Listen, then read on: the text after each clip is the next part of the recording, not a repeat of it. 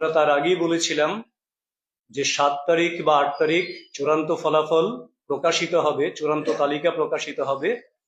সেই তালিকা প্রকাশিত হয়েছে এবং এর জন্য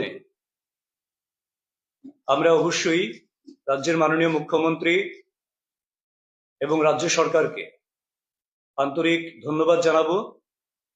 এতে করে বেকারদের একটা বড় অংশের মানুষ উপকৃত হচ্ছেন এবং এইটাকে ঘিরে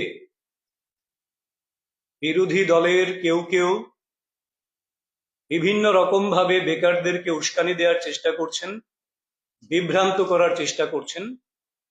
কেউ কেউ বলার চেষ্টা করছেন 3 বছর 4 বছর 5 বছর লেগেছে রেজাল্ট আউট হতে। তো তার বাস্তব বিষয়টা আপনাদের সামনে তুলে ধরা আমার মনে হয় রাজ্যবাসীর জন্য, বেকার যুবক যুবতীদের জন্য ভীষণ জরুরি। প্রথমত, ভারতীয় জনতা পার্টি ত্রিপুরা প্রদেশের সরকার যখনই কোনোভাবে সরকারের রিক্রুটমেন্ট করেন তখন প্রথম যেই বিষয়টিকে লক্ষ্য রাখা হয় সেটি হলো যাতে করে যাদেরকে নির্বাচন করবেন স্বচ্ছ নিয়োগ নীতির মাধ্যমে যারা নির্বাচিত হবে এবং যারা চাকরিতে যোগদান করবেন তাদের চাকুরি যাতে ভবিষ্যতে সুরক্ষিত থাকে, কোনোভাবেই যাতে তাকে চ্যালেঞ্জ না করা যায়, কোনোভাবেই যাতে তাদের চাকরি খোয়াতে না হয়, এই বিষয়টাকে সম্পূর্ণ অগ্রাধিকার দিয়েই রাজ্য সরকার চাকরি প্রদানের বিষয়টাকে সুনিশ্চিত করছেন। কারণ আমাদের রাজ্যের ইতিহাস আমাদের একটু মনে রাখতে হবে। আমরা দেখেছি জোট আমলে 88 থেকে 93 সাল বিভিন্ন মন্ত্রীগণ, নেতাগণ কারোর বিয়ে হলে বিয়ে বাড়িতে অফার নিয়ে যেতেন পকেটে করে, বিয়ের উপঢৌকন হিসেবে অফার প্রদান করতেন। কারোর ম্যারেজ ডে উপঢৌকন হিসেবে অফার প্রেরণ করতেন, হাতে হাতে প্রদান করতেন। তার মানে কোনো স্বচ্ছ নিয়োগ নীতি ছিল না। কারণ একটা সরকার যখন হয়ে যায়, যখন একটা দল সরকারে থাকে না, তখন সেটা একটা সমষ্টির, একটা দলের, একটা গোষ্ঠীর। কিন্তু যখন সরকার হয়ে যায়, অধিকাংশ জনগণের দ্বারা নির্বাচিত হয়, তখন সেই সরকারের কাছে স্বচ্ছতা এবং সমগ্র অংশের মানুষের জন্য সেই স্বচ্ছতা বজায় রাখার ন্যূনতম প্রয়াসটা অবশ্যই থাকতে হবে। এবং এই দৃষ্টিভঙ্গি নিয়েই স্বচ্ছতাকে বজায় রেখে বর্তমান সরকার কাজ করছেন। কারণ আমরা জানি এই সমস্ত কারণে 88 থেকে 93 সালে আগরতলা মিউনিসিপ্যালিটি তাতে কিছু নিয়োগ হয়েছিল, যেটা 93 সালে বামফ্রন্ট আসার পর সেই চাকুরিগুলি বাতিল হয়ে যায় এবং তারপর সিপিএম এর দীর্ঘ সময় শুধুমাত্র অস্বচ্ছতার কারণে, দুর্নীতির কারণে, নিয়োগ নীতি না মানার কারণে কিংবা নিয়োগ নীতি না থাকার কারণে যারা চাকুরি পেয়েছেন তাদের একটা বড় অংশকে কিছুদিন বাদে বাদেই কোর্টের আদেশে কিংবা বিভিন্নভাবে চাকুরিচ্যুত হতে হয়েছে, যার মধ্যে ফরেস্ট ডিপার্টমেন্ট রয়েছে, ফায়ার সার্ভিস ডিপার্টমেন্ট রয়েছে এবং এডুকেশনের 10,323 বলুন কিংবা কিছু প্রফেসর নিয়োগ বোধহয় সেখানে রয়েছে। তো তার মানে চাকরি মানেই ঘোটালা হবে, চাকরি মানেই অস্বচ্ছতা নিয়ে চাকরি হবে, সেটা সরকার করতে পারে না। কারণ সরকারটা সব অংশের মানুষের, তার জন্য ন্যূনতম একটা জায়গায় সরকারকে গিয়ে দাঁড়াতে হয় যে এটা সার্বিক অংশের মানুষের জন্য, পরবর্তী সময়ের জন্য, পরবর্তী প্রজন্মের জন্য যাতে একটা ভালো ইনস্ট্যান্স থাকে, তার জন্য সরকারকে স্বচ্ছতা নিয়েই কাজ করতে হয়, এটা স্বাভাবিক। আপনারা অবগত আছেন যে 2500টি জেআরবিটির মাল্টিটাস্কিং স্টাফ গ্রুপ ডি এর জন্য বিজ্ঞাপন বেরিয়েছিল 2020 সালে এবং 2021 সালের 20 তারিখ আগস্ট মাসের, তার জন্য পরীক্ষা নেওয়া হয়েছিল, লিখিত পরীক্ষা, যেখানে 55,675 জন আবেদনকারী ছিলেন এবং এদের মধ্যে সেই লিখিত পরীক্ষার নিরিখে, তো লিখিত পরীক্ষা হয়েছে, তার ইভ্যালুয়েশন চলবে, একটা সময় লাগবে, এবং তারপর ইভ্যালুয়েশনের পরে, প্রাথমিক স্ক্রিনিং এর পরে 16,665 জনকে 1:6 রেশিওতে প্রাথমিক পরীক্ষায় উত্তীর্ণ বলে ইন্টারভিউর জন্য কল করা হয়েছে। এবং সেই ইন্টারভিউ 2,500 গ্রুপ ডি পদের জন্য 1/12/2023 সাল থেকে 19/1/2024 সালের মধ্যে সম্পন্ন হয়েছে। এবং এই ইন্টারভিউর মানদণ্ডে দেখা গেছে যারা উপস্থিত ছিলেন তাদের মধ্যে 16,665-র মধ্যে 4,550 জন অনুপস্থিত ছিলেন। আর সেখানে এই ইন্টারভিউর পর দেখা গেছে, আপনারা আরেকটা বিষয় আপনাদের নজরে আমরা আনি, কারণ এটা বারবার দেখছি বিভিন্ন জায়গায় সোশ্যাল মিডিয়ায় আসছে, যে কেন 63টা পদ শূন্য রাখা হয়েছে, ত্রিপুরায় কি একজনও যোগ্য প্রার্থী নেই, ইত্যাদি বহু বিদ্রুপাত্মক আলোচনা হচ্ছে। বাস্তব সত্যটা হলো, এই 2,500 গ্রুপ ডি পদের জন্য 4% ফিজিক্যালি উইকার সেকশন, যারা হ্যান্ডিক্যাপ্ট যাদেরকে আমরা বলি, বা ডিফারেন্টলি এবলড যাদেরকে আমরা বলি, তাদের জন্য 4% আসন সংরক্ষিত ছিল, 2% আসন সংরক্ষিত ছিল এক্স সার্ভিসম্যানদের জন্য, এবং তাদের মধ্যে আবার এসটি, এসসি, ওবিসি, জেনারেল ইত্যাদি ক্যাটাগরি ছিল।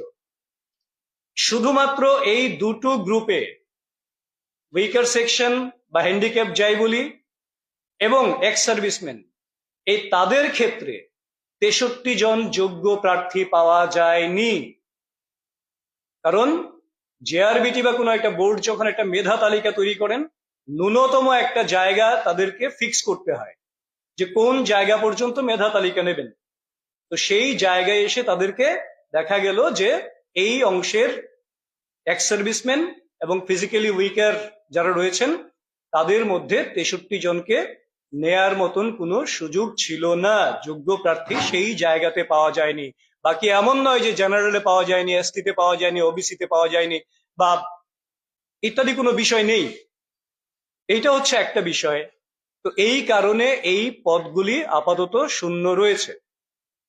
দ্বিতীয় আর একটা প্রশ্ন ঘুরে ফিরে বারবার আসছে, কেউ কেউ প্রিজাম্পশন করছেন যে একটা বড় অংশ চাকরিতে জয়েন করবেন না। কোন ডিপার্টমেন্ট যখন পরীক্ষা নেয়, যখন ফাইনাল লিস্ট আউট করে, তখন তারা ধরেই নেয় যে যেহেতু আমরাই বলি যে বেকার বেশি, বেকারত্ব বাড়ছে, আবার আমরাই বলি বেকার চাকরি পাবে, চাকরিতে জয়েন করবে না। এটা নিজের সঙ্গে নিজের দ্বন্দ্ব প্রকাশ হচ্ছে। কারণ বেকাররা চাকরি পাবে, চাকরির জন্যই পরীক্ষা দেয়, কাজেই ডিপার্টমেন্ট কিংবা বোর্ড ধরে নেবে যে তারা জয়েন করবে, সেটা স্বাভাবিক। এবার কেউ কেউ বলছেন, কোত্থেকে তথ্য পান জানি না, যে অন্য চাকরিতে কেউ কেউ জয়েন করেছেন। এবার অন্য চাকরিতে কেউ যদি জয়েন করে থাকেন, তাহলে সেটা পার্সন কনসার্ন যতক্ষণ না জানাচ্ছেন যে আমি ওই চাকরিতে জয়েন করেছি, এই পরীক্ষায় আমি টিকেছি, বা এই পরীক্ষায় আমি প্রিলিমিনারি রাউন্ডে, প্রিলিমিনারিতে আমি কোয়ালিফাই করেছি, আমি এইটাতে আর এপিয়ার করব না, অ্যাকসেপ্ট করব না, ততক্ষণ পর্যন্ত কোন কোন জায়গায় কোন কোন ক্যান্ডিডেট পরীক্ষা দিচ্ছেন, কোনটা অ্যাকসেপ্ট করবেন করবেন না, সেই জায়গাটা সিল করার মতন কোনো জায়গা কিন্তু কারণ নেই। সেটা সময় বলবে কারা জয়েন করবেন করবেন না। যদি না করেন তো ঠিক আছে, আবার পরীক্ষা হবে, আবার তারা সুযোগ পাবেন। আরেকটা বিষয়, বহিরাজ্যের মানুষ চাকরি পেয়েছে বলছে।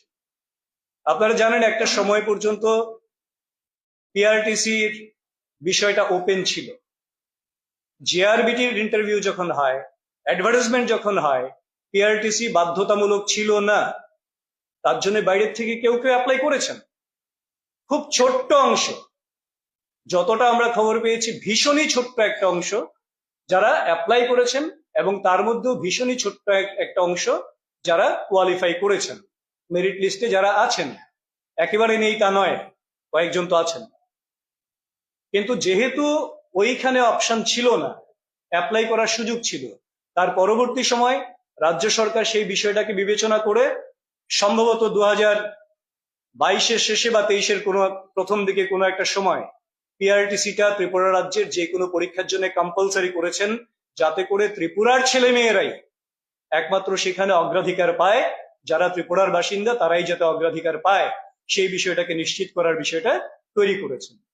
তো এই যে একটা অস্পষ্টতা তৈরি করা করে বেকারদেরকে বিভ্রান্ত করে মানুষের মধ্যে একটা ক্ষোভ তৈরি করার চেষ্টা করছেন, আমার মনে হয় এর থেকে বেরিয়ে আসা উচিত। বিরোধিতা করবেন, রাজ্যে আরো কর্মসংস্থান কি করে হতে পারে তার জন্য বিরোধীরা সাজেশন দেবেন, সেটা খুব স্বাভাবিক। কারণ আমরা গত প্রেস মিটেই বলেছি 3700-র ওপর মোট নিয়োগ হচ্ছে এবং অলরেডি যেটা কমপ্লিট আছে আরো 1000 মিলে 47-এর উপর নিয়োগ ত্রিপুরাতে হচ্ছে, খুব রিসেন্টলি হচ্ছে। এই জেআরবিটির মাধ্যমেও যাদের ফাইনালি যারা মেরিট লিস্টে যাদের নাম এসছে, মেধা তালিকায় যারা আছেন, তাদের 37টা ডিপার্টমেন্ট থেকে যে রিকোজিশন দেওয়া হয়েছিল সেই নিরিখে হয়েছে। এখন অ্যাকর্ডিংলি সেই ডিপার্টমেন্টে জেআরবিটি তাদের নাম তালিকা পাঠিয়ে দেবেন এবং তাদের অফার সেই কনসার্ন ডিপার্টমেন্টগুলি প্রদান করবেন। এটাই হচ্ছে নিয়ম।